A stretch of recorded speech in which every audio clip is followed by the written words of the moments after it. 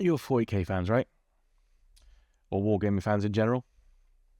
Have you ever thought, I'd like to try a game that is insanely rules heavy, countless special rules covering loads of different units and weapons or whatever, or accompanied by miniatures with an insane number of ridiculously, unnecessarily small parts to put together? Well, you probably want to check out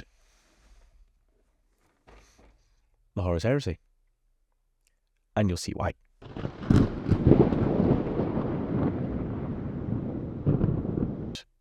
In this video, we're going to cover what's in this box.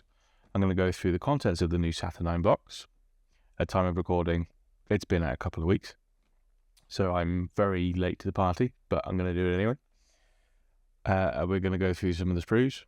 We're going to look at all of them that come out of the box, essentially, because there's many of the same ones, because you get a lot of models in the box, 50 in total. We'll have a quick peek at the rulebook, and I'm going to compare some of the sprues to some of the more recent 40k sprues, like the Space Wolf ones, for example. So let's get into it. If I can open the box. It is. Okay, straight off the bat, we've got measuring ruler that'll never be used, because anyone that I know that plays these war games uses a tape measure. But if you're a beginner coming into it, you might find it useful. Or at least you can practice some painting techniques on it, because it's the same plastic as everything else. And we have some lovely clear plastic orange blast templates. Anyone new to 40k won't have a clue what these are. More seasoned, and that's a polite way of saying older, players will recognise these from previous editions, where times were a little more complicated, but arguably a bit more entertaining, depending on your take on the current 40k game. And then we have a mountain of plastic. I have been through this box once already, because I filmed this video once already, and I didn't really like how it went. So now on the top we have these tokens. Now these are effect tokens for different effects during the game. I'm not going to go into that right now, because that's all part of the rules that I haven't read yet. But let's just say they're important for in the game. They will come in handy. And then we have a lot of models. So these, you can see those. These things are the accessory sprues for the 40 Mark II legionaries you get in the box. Yes, 40. 40 Mark II miniatures, which is a lot of miniatures to put together. And you can see just how small they are. And we got some more weapon sprues. These are the new disintegrator weapons that you can equip models with.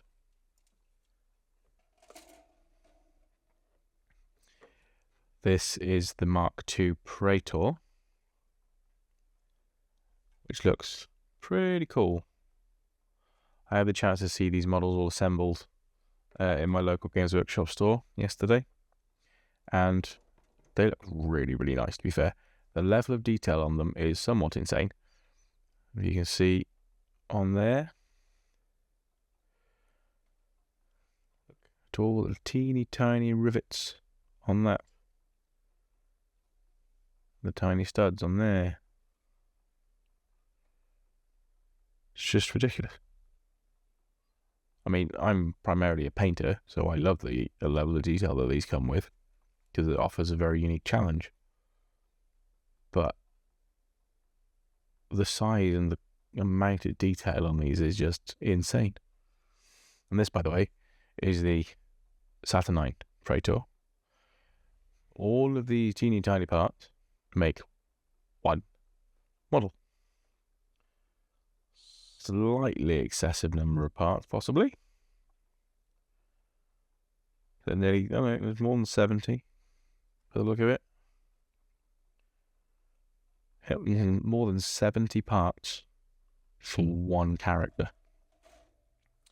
Seems excessive, if you ask me. This is the sprue for one of the Mark II squads. There are a number of these in the box. I mean, each leg is individual, on the majority of them at least. That one's got a torso attached.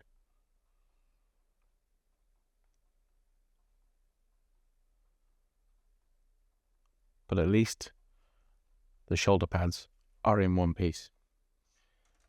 In the previous box, the Age of Darkness box, the shoulder pads, for whatever reason, were in two pieces. And you just saw how small they were. So, you tell me that is the point. And this monstrous looking sprue, all of these, they make up the Saturnine Dreadnought, which I'm very excited to put together. Saturnine stuff has been somewhat controversial in the hobby community.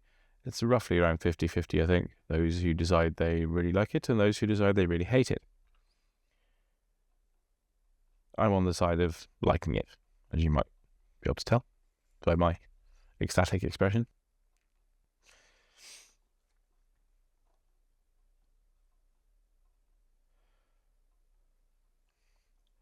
Like I say, these pose a unique challenge in trying to assemble them with all of the parts.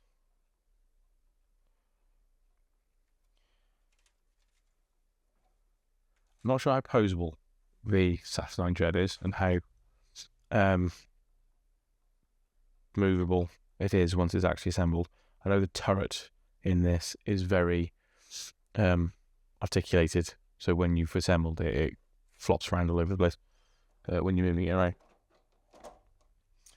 This is one of the 3 sprues in here for the Saturnine Terminators. One of these will do 2 Terminators. Seems quite a lot on there for just 2 Terminators, if you ask me. But it's just following the same thing. Lots of parts. These, when they're built, they are roughly the size of a 40k Space Marine Centurion. Not actually as wide as a Centurion, but they're about as tall, and they're quite chunky. But I quite like the look of them. I'll say I saw them in hand in the store yesterday, and yeah, they look nice. They look very nice. These make up the turrets.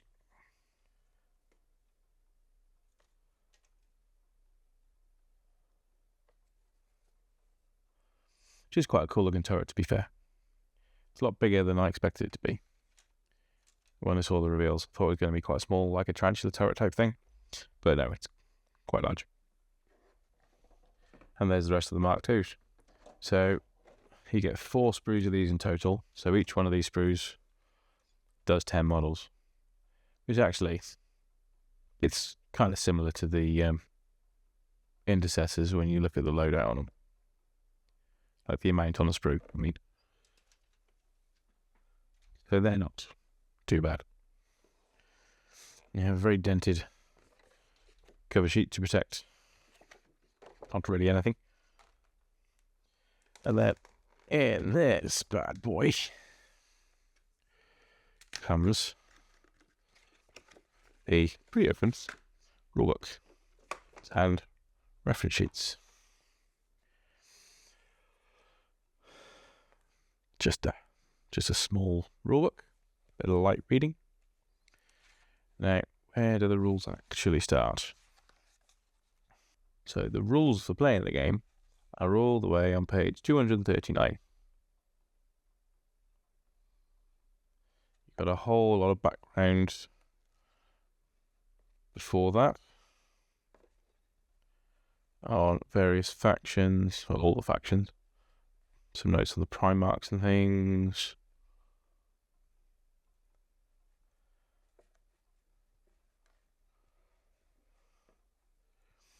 So there is a good amount of lore in these. There's even more in the Liber Astartes book. And then you have the Liber Hereticus, I want to say, for the Traitor Legions.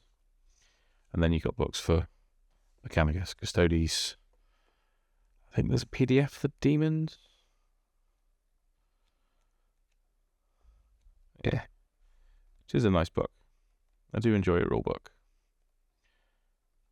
even if they are very rules heavy.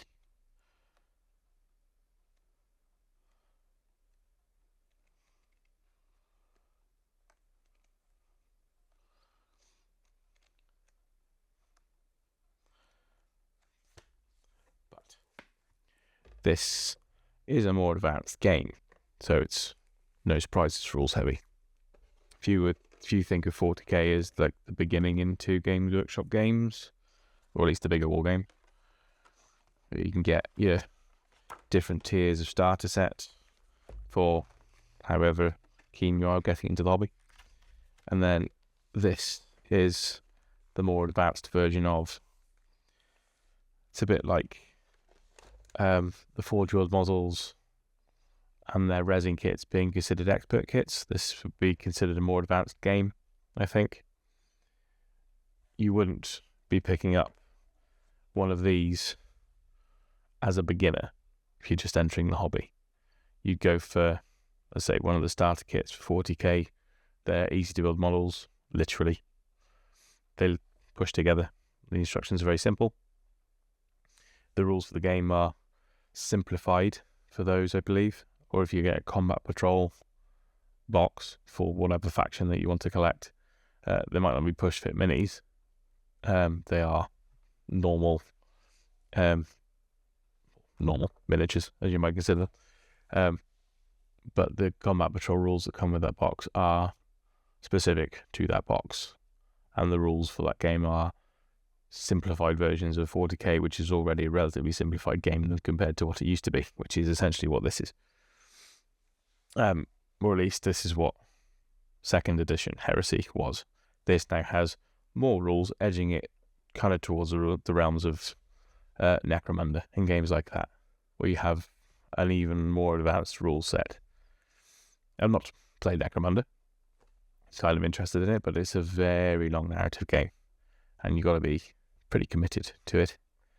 This is just another large-scale war game with generally higher pointed armies compared to 40k.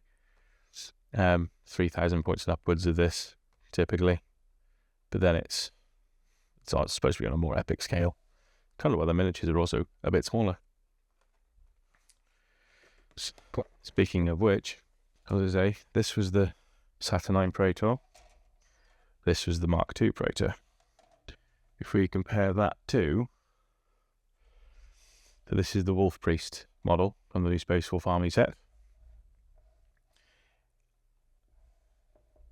Compared to the Mark II Praetor, they're a similar size model when you look at them next to next.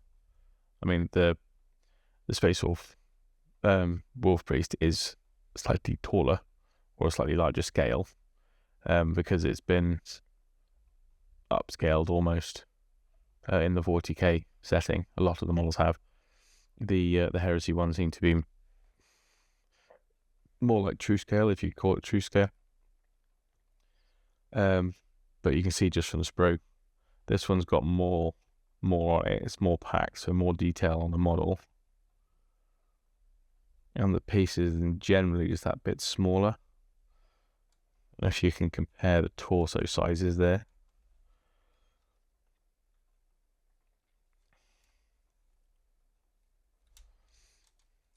Around.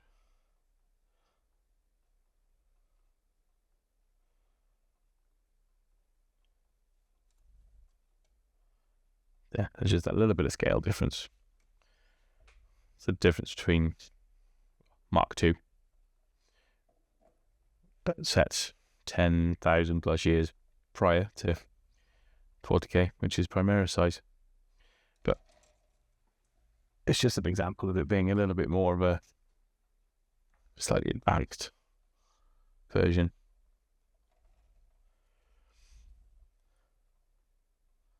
And this is the Wolfguard Battle Leader.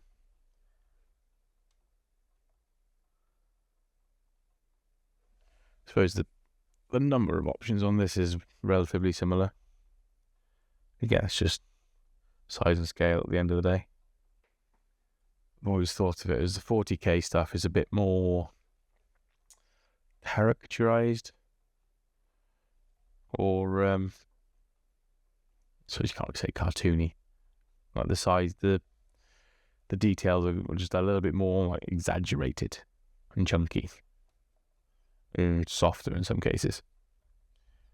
The details on these just seem to be that little bit more minute.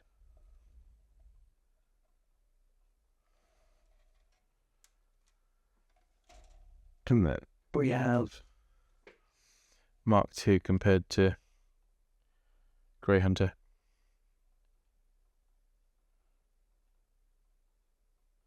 I'll say this looks like a much more organised sprue compared to the Grey Hunter one.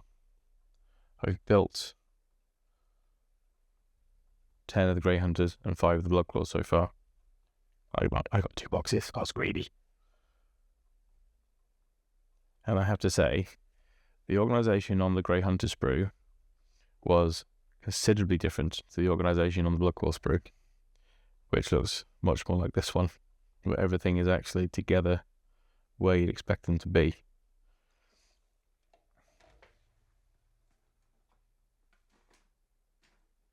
Dad. Like that. So the models are all together and much more organised. So I'm guessing someone different did the organising for this sprue, which is a little bit funny. So yeah, that's the box art as released.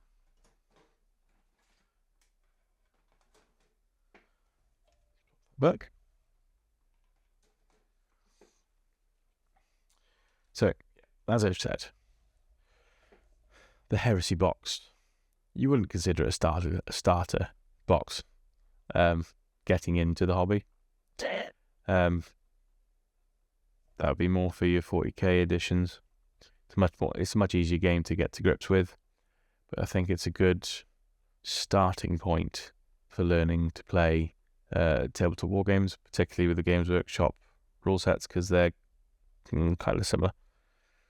Which you'd expect having the same people writing, or similar people working in similar offices writing similar rule. They all kind of involve in the same circles.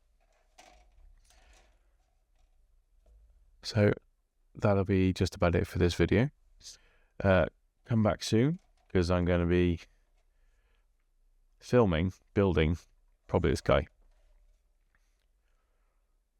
So you can see what it's like building one of the Heresy models. And then I want to do some painting tutorials with him. Well, I actually finally decided which legion I'm going to choose. Torn between Blood Angels and Space Wolves. I have Space Wolves for 40k, as you've seen, but they are my favourite legion. I do quite like colour schemes for the Heresy era. And their Space Wolf unique models are pretty cool looking.